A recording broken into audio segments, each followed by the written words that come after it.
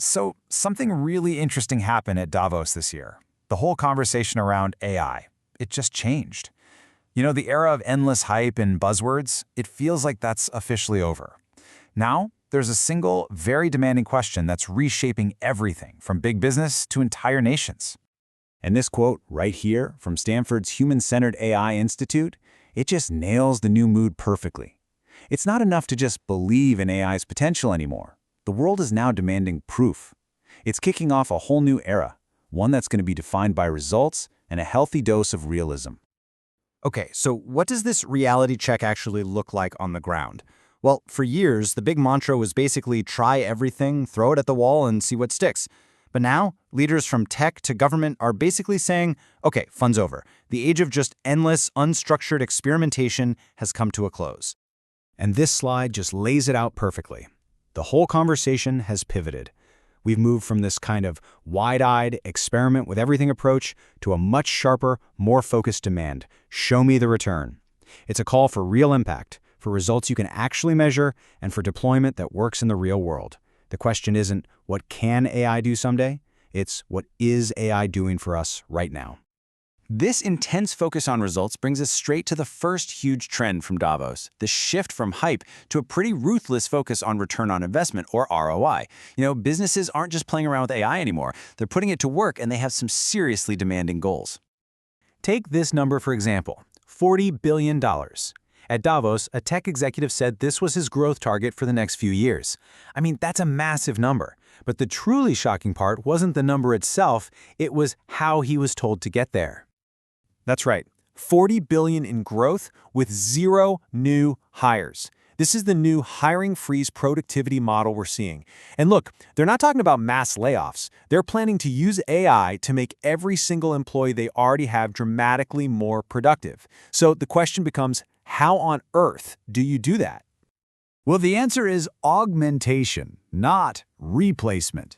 You know that old fear of robots taking all the jobs? That's been replaced by a much more practical question.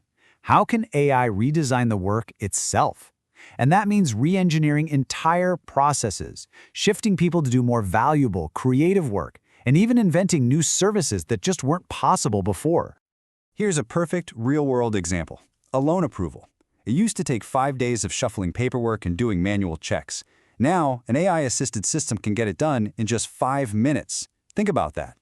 This doesn't just make the bank more efficient, it totally changes the product and what the customer experiences. This is the kind of tangible ROI everyone at Davos was talking about. So you're probably wondering, what does this big productivity push mean for the workforce? Well, on one hand, it might prevent mass layoffs at some of these big companies. But on the other, it signals a much, much tighter job market ahead. I mean, if businesses can grow without hiring, that creates a whole new barrier for new graduates and really anyone trying to get into the field. Now, this focus on ROI isn't just happening in corporate boardrooms. There's this incredibly powerful geopolitical force that's also reshaping the AI landscape, and that's the rise of what's being called sovereign AI. Nations are now looking at controlling their own AI destiny, not as just a nice option, but as a critical, must-have imperative. And what's driving this? To put it simply, geopolitical uncertainty.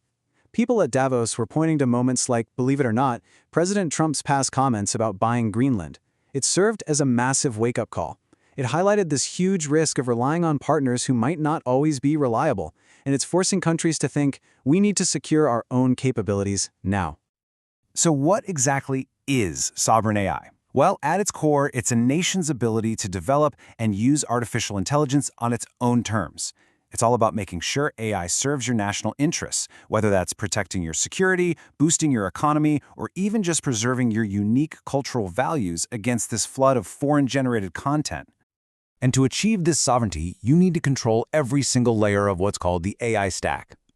Think of it like building a house. At the bottom, you have compute, that's the foundation, the physical hardware and data centers. Next up is data, that's the raw material. Then you've got the models and the applications they run on, but at the very top, you have the most critical resource of all, the human talent needed to build and manage the whole thing.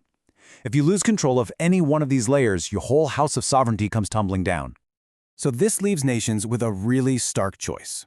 Do you go with the fortress approach, building your own proprietary, closed system for maximum control, or Do you embrace the ecosystem approach, teaming up and collaborating on open-source models to build a shared defense so that no single country or company has way too much power?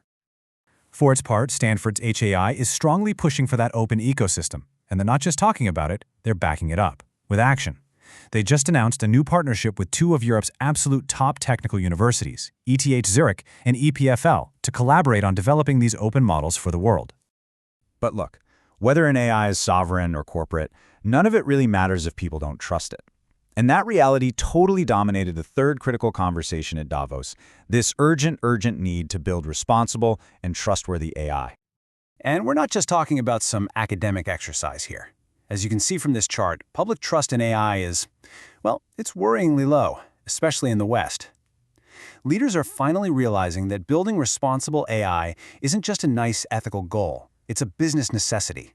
Because if your users don't trust your technology, they just won't use it, and all that potential ROI we were talking about just evaporates. So how do we build that trust? Well, Stanford's James Landay argued for this really smart three-pillar approach.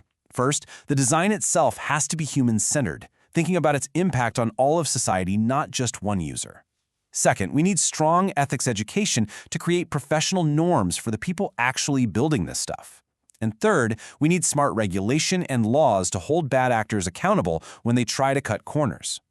The thing is, none of these is enough on its own. They all have to work together.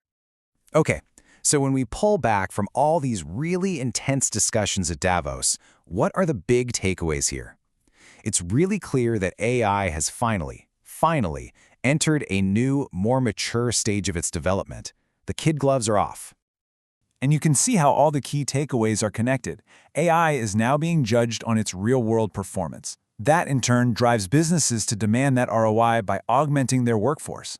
That same power then drives nations to pursue AI sovereignty for their own security. And the glue holding it all together is this urgent need for trust, a trust built on a foundation of smart design, strong ethics, and clear rules. This quote from James Landay really just sums up the new pragmatism perfectly. The blind rush into AI is over. The understanding now is that if AI is ever going to deliver on its enormous promise, the implementation has to be smart, it has to be strategic, and it has to be responsible.